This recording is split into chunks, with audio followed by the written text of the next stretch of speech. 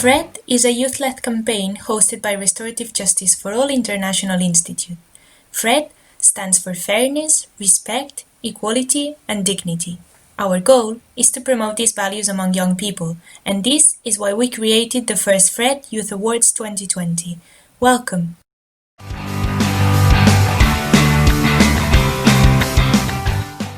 Hi everyone, my name's Josh. And I'm Marta.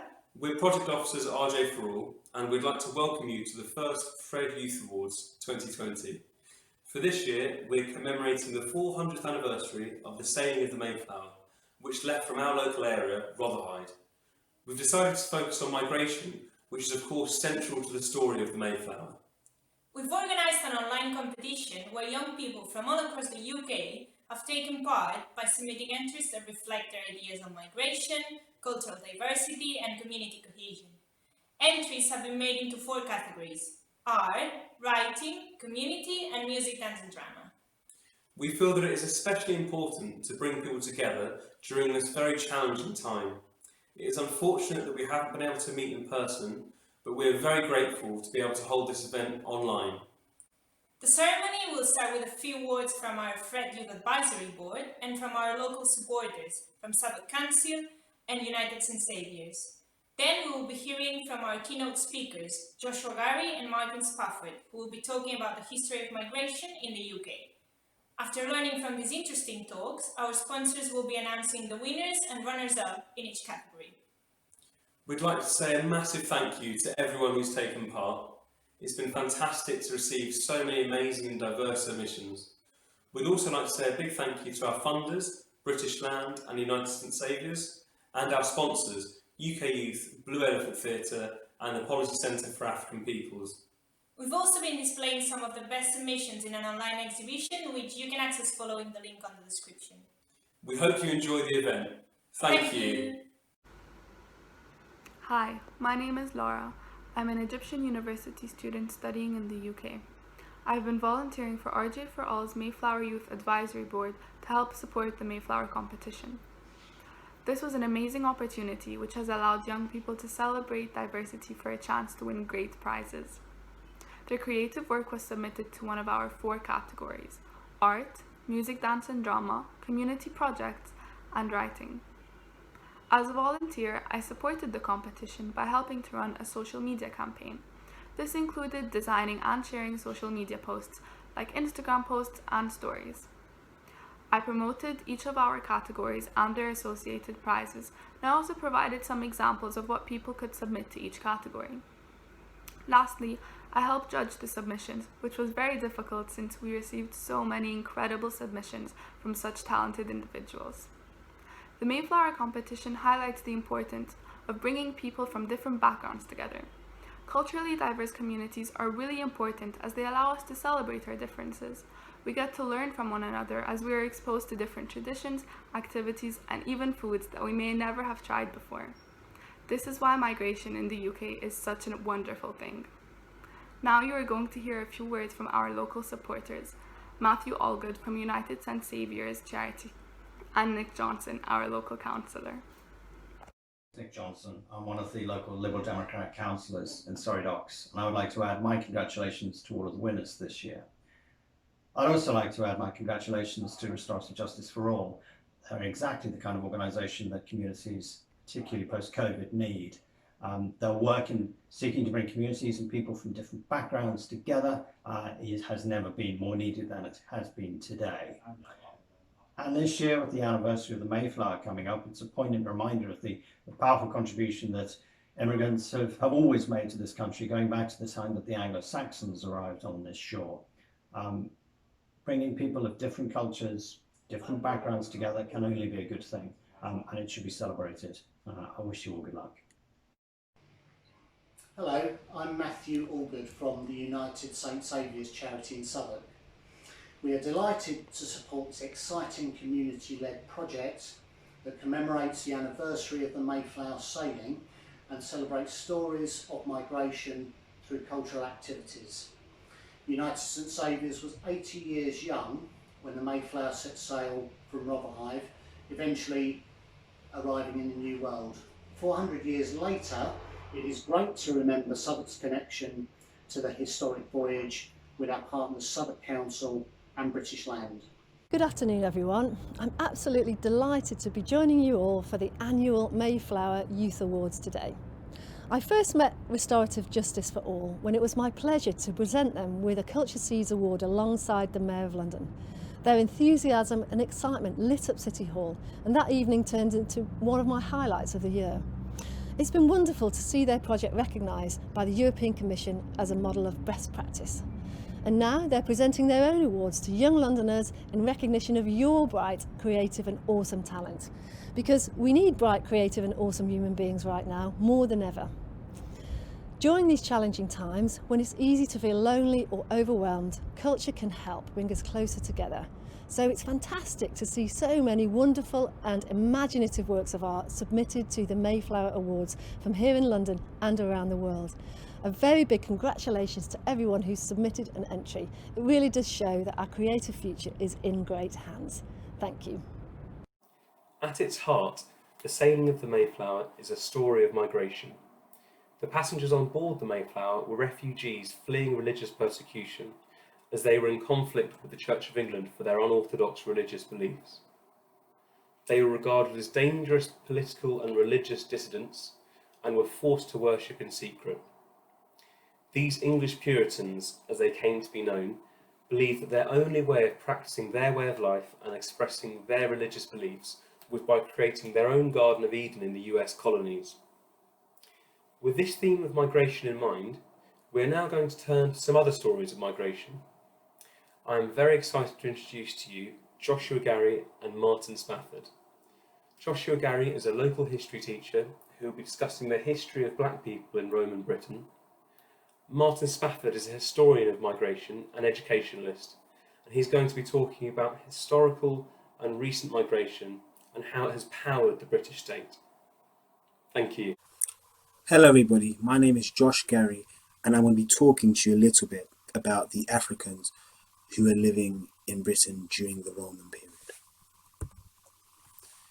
A key question we tend to ask ourselves in history is, were there Afro-Romans? And another interesting question that I've seen one of my colleagues pose is, how Roman were the Romans?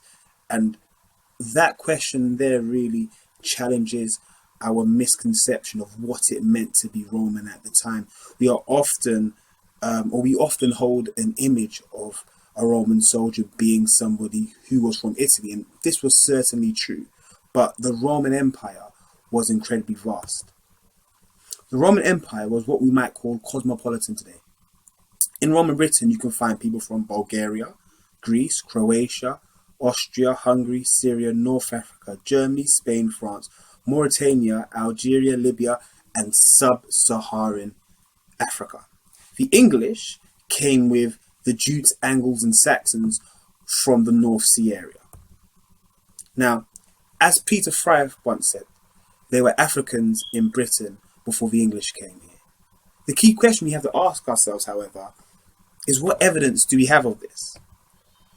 Now, in the 1980s, Frye noted that among the skeletons that were unearthed, there were several skeletons with limb proportions which suggested that they were sub-Saharan African. Now, the skeletons provided Frye with evidence, but the evidence wasn't conclusive. And so, up until recently, it remained a suspicion, at the very most. However, 30 years later, as a result of forensic science, we've been able to confirm what was once not conclusive, that you had Africans living in Britain during the Roman period. You had African Romans. Now, the process used to reach this definitive judgment is a process called as radioisotope, which involves analyzing bones and teeth, and through analyzing the bones and teeth, you can determine where somebody lived. You can, trace the particles of food that they ate and where this food may have most likely been grown.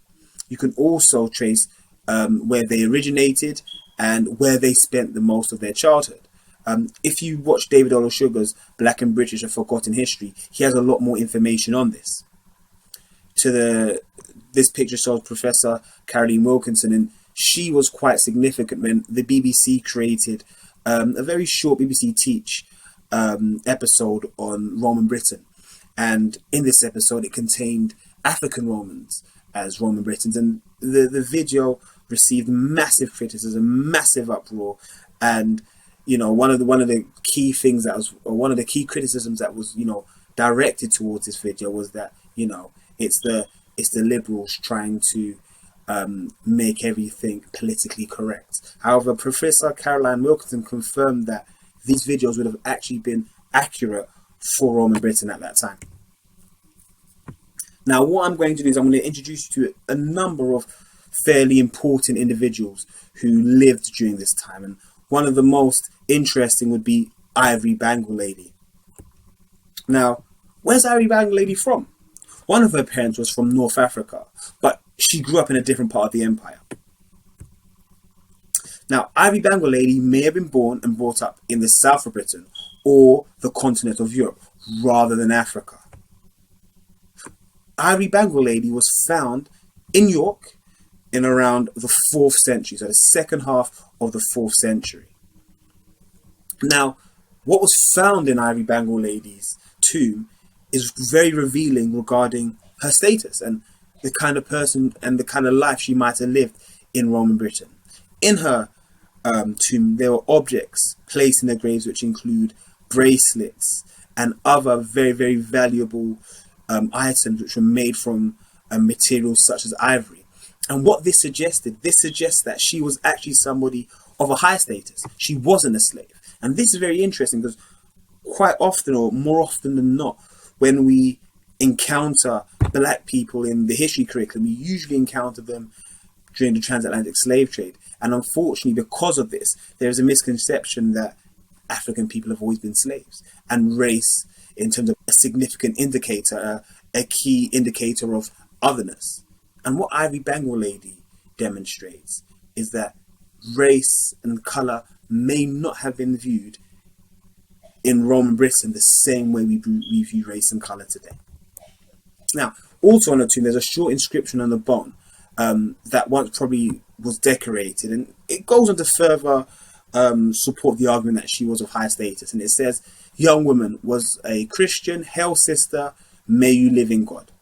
So it's decorated and it suggests that she's high status, as I said. It suggests she might have been Christian, and as I said, it says, "Hail sister, may you live in God." And there's another rather interesting story and another interesting character I'd like us to come across, and that would be the Lant Street Teenager. Lant Street Teenager was a Roman conqueror who lived in Southwark, an area where most of you are from. Now, the Lant Street Teenager was a young girl who might have been a soldier's wife or a soldier's daughter.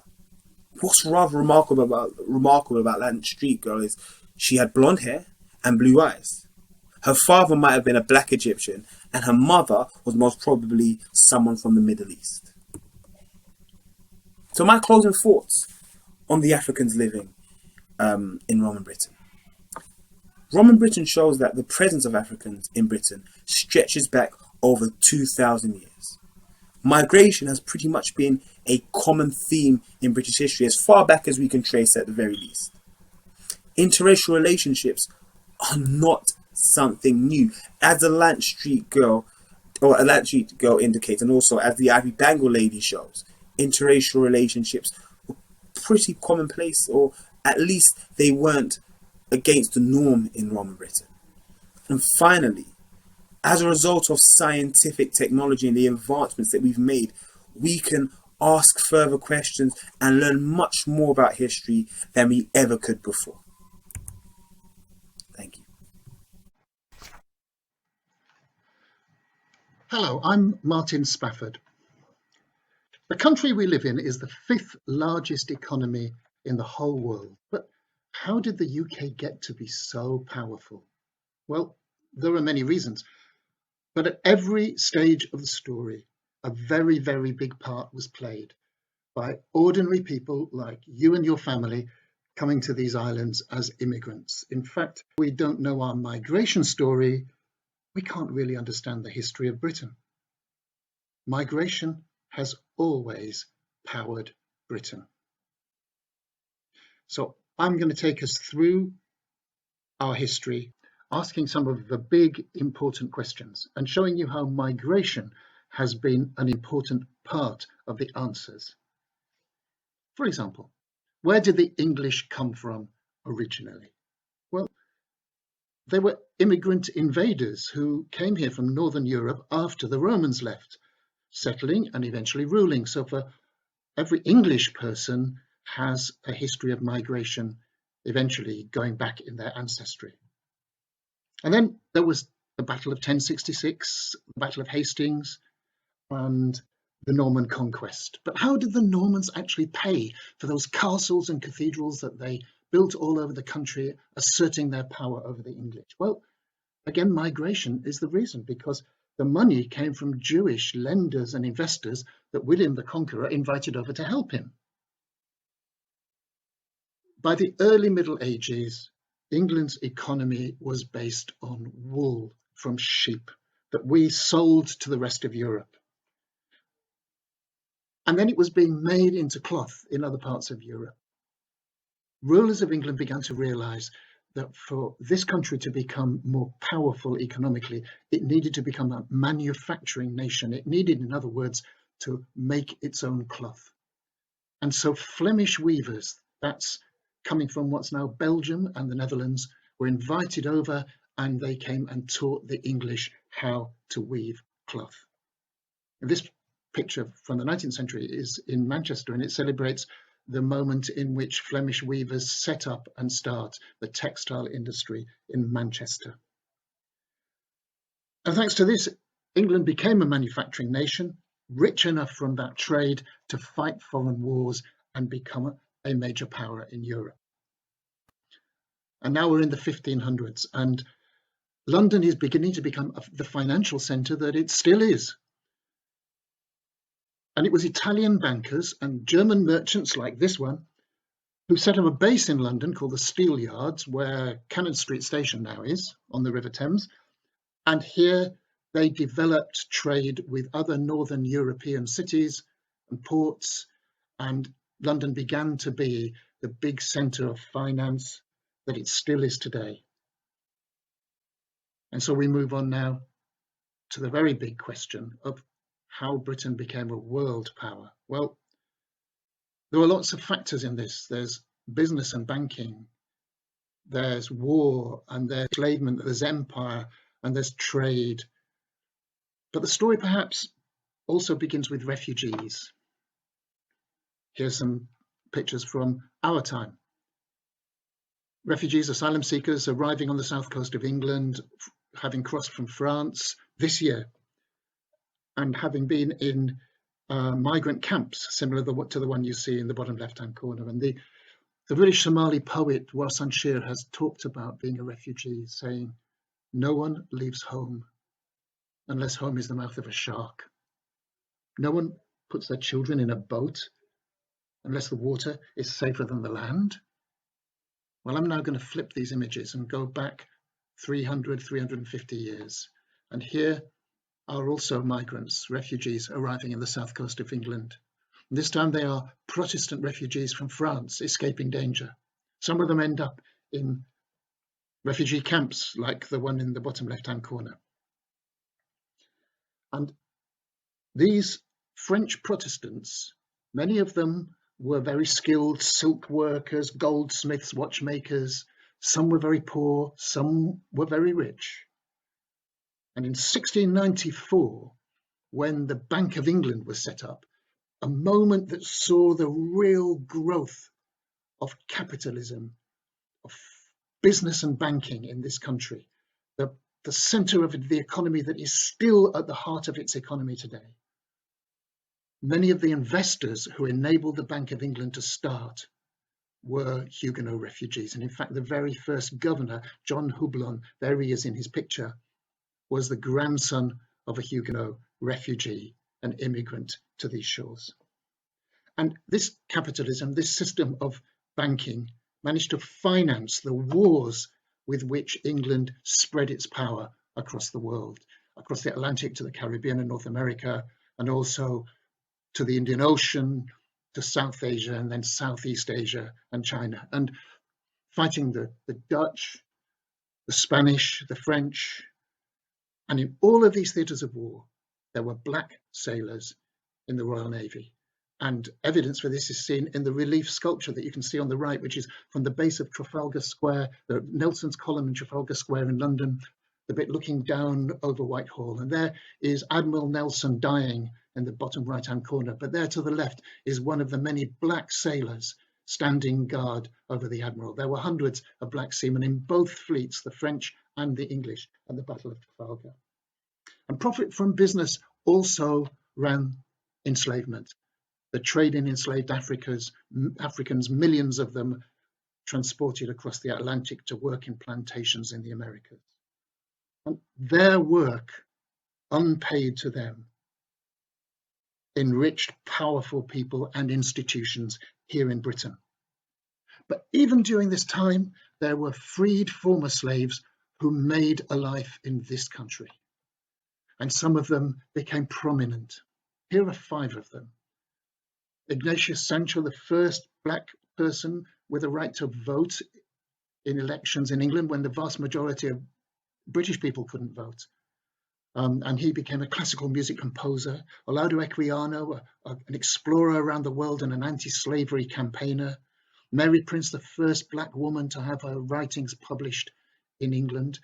Dido Elizabeth Bell, the adopted daughter of the Lord Chief Justice of England, and Ayuba Suleiman Diallo, who advised the man who set up the British Museum in the Islamic texts they had from the very start.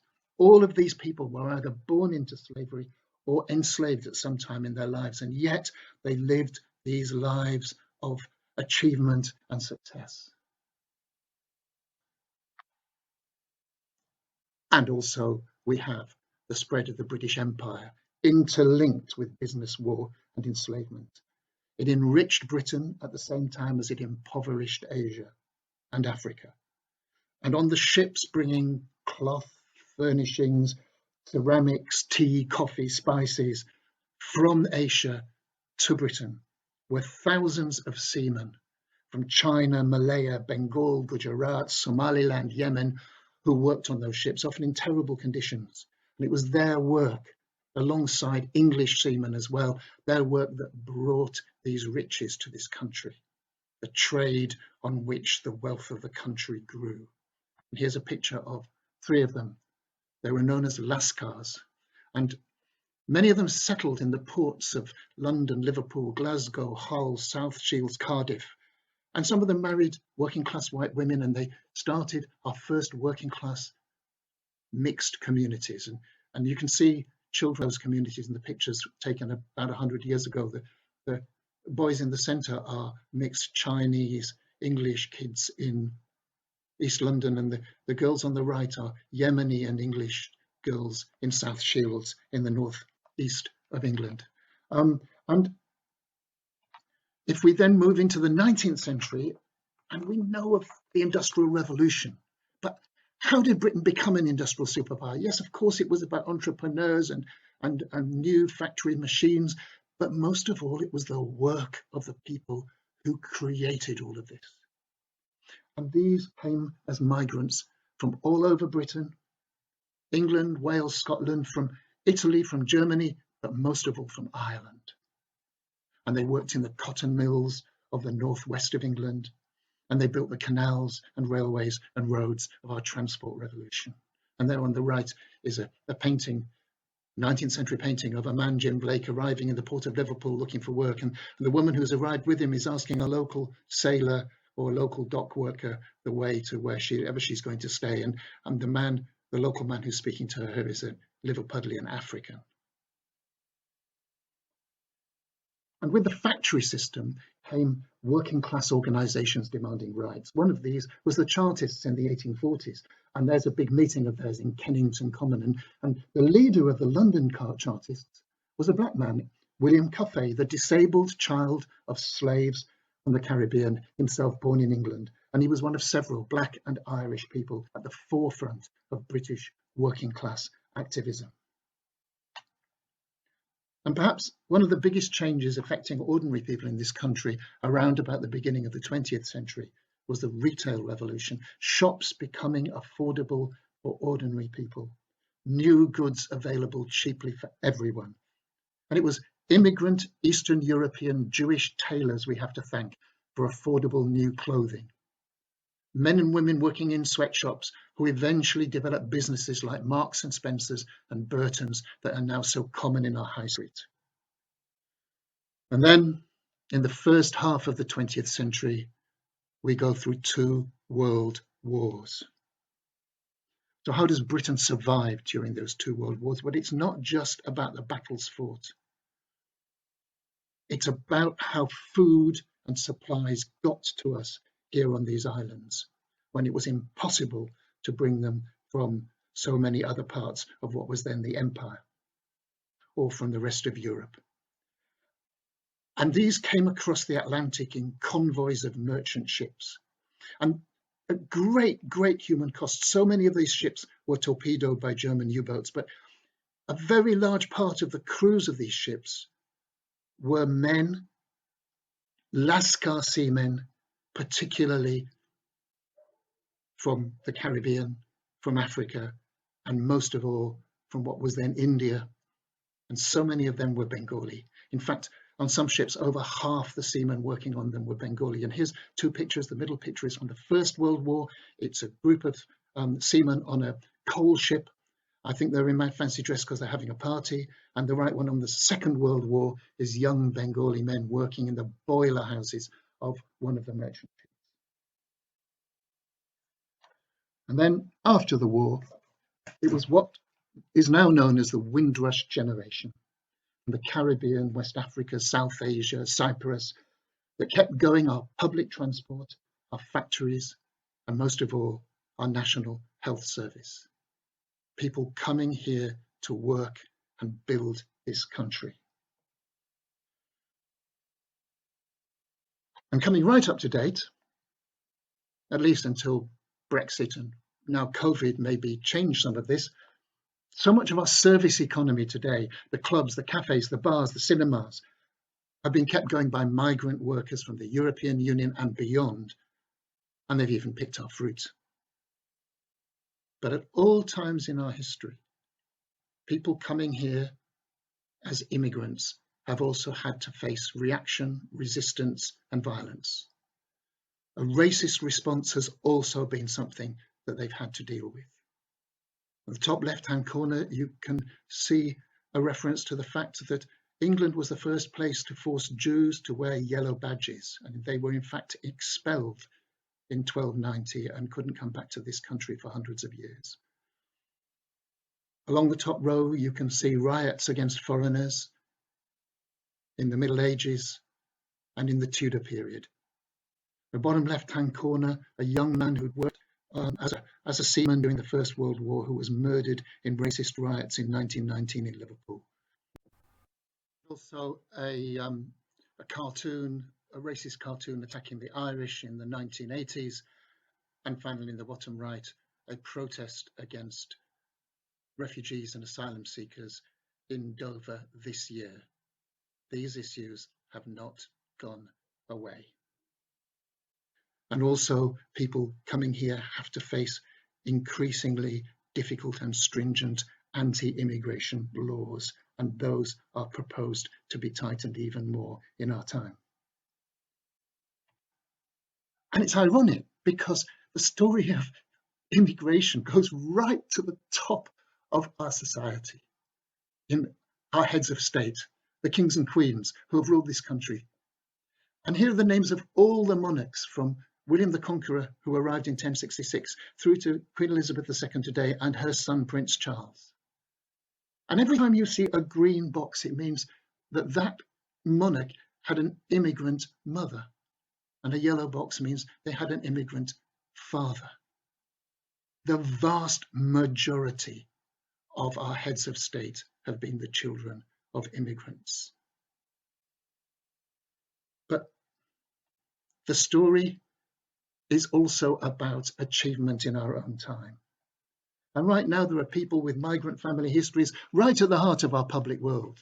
There's Sharon White, who's the chief executive of John Lewis, or Bernardine Evaristo, the winner of this year's Booker Prize, or Lewis Hamilton, the Formula One champion, or Steve McQueen, the artist and film director, or Michael Iwanuka, the winner of the Mercury Music Prize this year, the great singer Dua Lipa, and the Chancellor of the Exchequer, Rishi Sunak.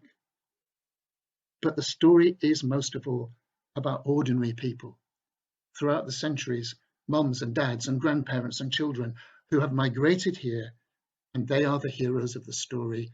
And we have come to realize that in 2020 so starkly, as we've seen the numbers of women and men who travel to this country as immigrants to care for us in the hospitals and the care homes, and to drive our transport and deliver to us, and who are also the victims of COVID-19.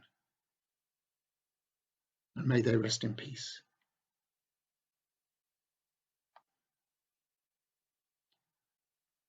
So how has migration powered Britain? Well, in every way and always. All of these massive movements of change and crisis in our history have the lives of ordinary people coming here for work, opportunity, or safety at their heart. We have been, and we still are being, made by migration.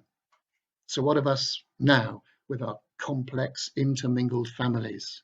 Well, here's what the man who wrote Robinson Crusoe, Daniel Defoe, wrote just over 300 years ago. For Englishmen to boast of generation cancels their knowledge and lampoons the nation. A true-born Englishman's a contradiction.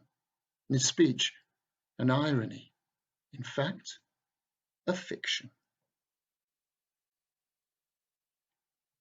Now we're going to be announcing the winners with the help of our sponsors, the Blue Elephant Theatre and the Policy Centre for African Peoples.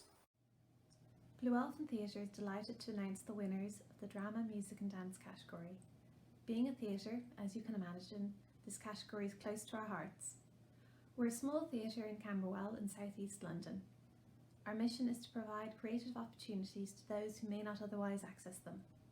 This means we get to work with amazing emerging artists, members of the local community, especially young people, and other groups and organisations who don't primarily work in the arts. We're delighted to support the Fred Mayflower Awards because we believe in celebrating the creativity of young people, and we also believe in the contribution of migrants and refugees. Working in a multicultural city like London, we work with many international artists, some migrants like myself, and some refugees. We believe that our work is richer for the wider range of experience and perspective that this offers. And now, without further ado, I'd like to announce some of the winners. The runners-up in the Dance, Music and Drama category are React Youth Theatre's Coronavirus Time Capsule videos. And the winner is Emma Huang. Well done, Emma.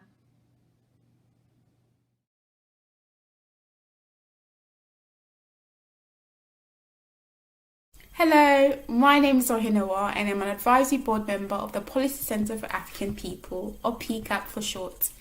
It is such an honour and delight to present RJ for All's Mayflower Youth Awards in the writing category.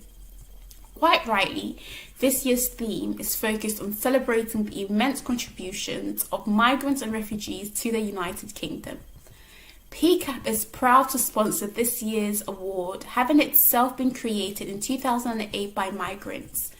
More specifically, Dr. Tajuddin Abdul Rahim and Miss Sylvie Abwa Bradwell, two remarkable individuals of African descent with a vision to enable African and disadvantaged people to achieve prosperity, equality, and justice through education, leadership development, and social engagement. Tens of thousands of people have benefited from our leadership development, education and social engagement programs across 5 continents, and most of our beneficiaries are young people. This is why we wholeheartedly support RJ for All's Mayflower Youth Awards, as we believe them to be a brilliant initiative that empowers the next generation to challenge the sometimes negative rhetoric that migrants and refugees are a liability to the stability, growth and success of the United Kingdom. As a migrant myself, I am evidence of the positive impact to those akin can make when embraced, supported and valued. Now, for the winner and runner-up in the writing category. On behalf of everyone at PCAP, I am delighted to announce that the winner of this year's RJ for All's Mayflower Youth Awards in the writing category is Jamali Young. Congratulations and well done, Jamali. Although I am personally not into football, I, like all my PCAP colleagues, was very impressed with the way you use one of our nation's favourite sports to celebrate the contributions of migrants and refugees to the United Kingdom.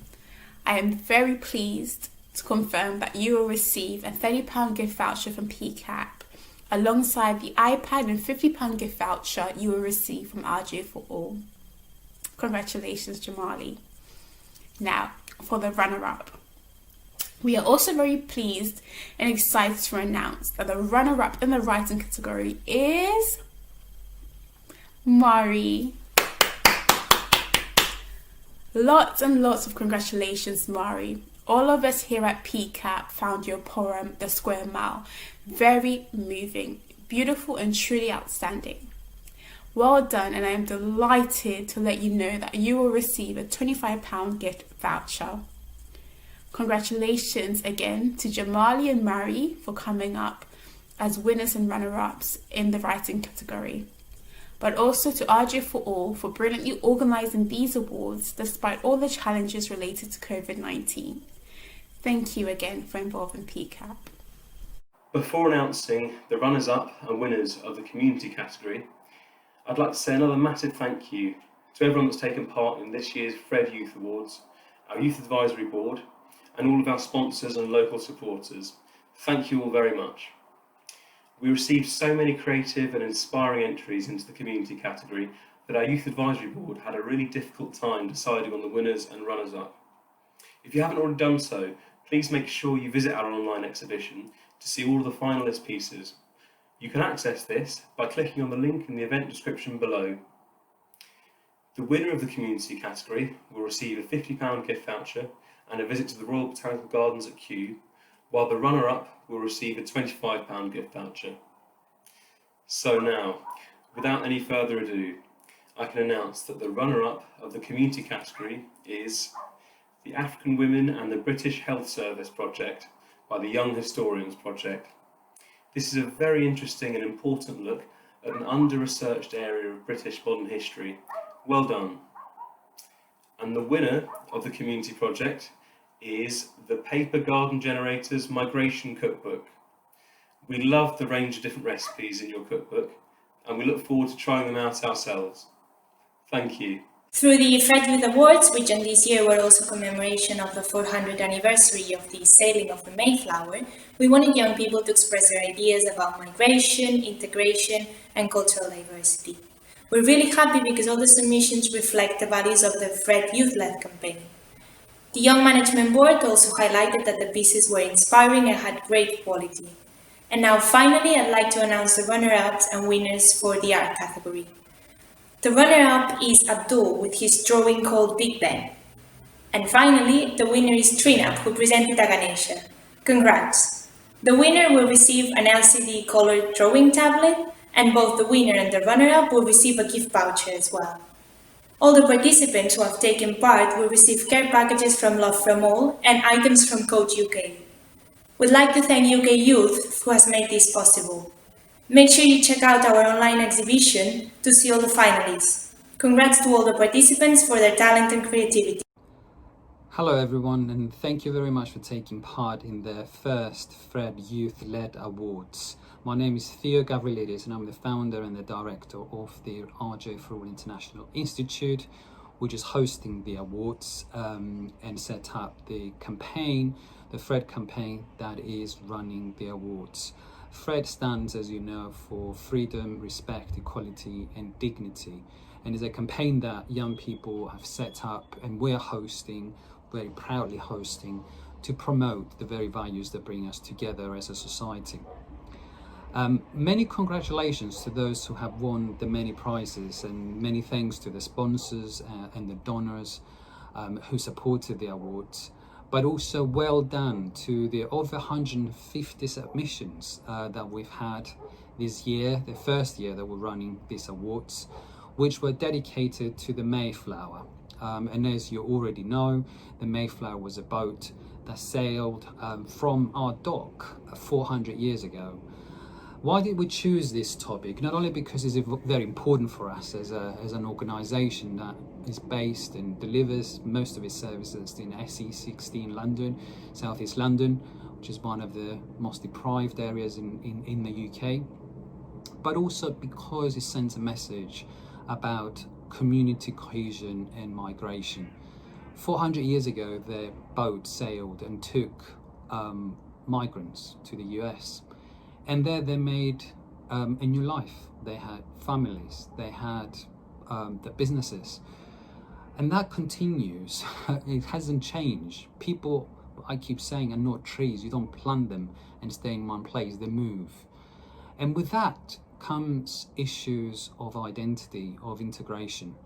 And here's where restorative justice, the concept that our organisation, our institute, is founded on, and is trying to understand, develop, promote, question, research and support. And restorative justice is a concept, an ethos as we have defined it, that demands that before we look at ourselves and others, that we agree to share the power that we all have so that we can all come together and share our cultures and our experience. So this year's awards, focusing on the Mayflower, means so many things to us as an organisation, but also for the campaign. Yes, it celebrates the sailing of the Mayflower, and yes, it brings us as an EC London community together. And there's so many events happening this month, and during the year there were so many events that took place and will continue to take place to raise awareness. But the most important thing I would say for my organisation and the campaign and the awards that signifies with this celebration and the awards is that it's our differences that bring us together. And through the values of restorative justice, so that's power sharing, equality, dignity, respect, fairness and involvement in decision making, we understand each other's cultures as migrants. It means also a lot to me as a migrant, as a young migrant, coming into a country, not knowing anybody and not having any family, and setting up a life, a family, a business, a charity. I have direct experience of what it means to be a migrant and the challenges, but also the opportunities that you have, especially as a young person migrating into another country. And there are different reasons for migration, and the very submissions to this award speak for themselves. The children, the young people that made those submissions, the art, the poetry, the music just speaks on its own. I do not need to say much. I just want to say a big thank you again to all the sponsors, the supporters, the funders, but above all, everybody who's made a submission, the teachers, the families, the schools, and also my team, because we all worked really, really hard. And it wasn't a job of a couple of months. This project started over a year and a half ago, having conversations with our youth management board a year and a half ago, how we were going to manage this. And as I said, it is the first awards that we're having for Fred. I'm going to conclude this message. The sun is coming down, but definitely not Fred's sun, which I hope will shine for many years to come and send the Fred message. And please, if you are working in a school, if you are a family, a teacher, anyone who works in the community, do share the news about our awards and watch for the next year's theme, and also send us your ideas of what you want us to focus next year. Thank you very much and enjoy.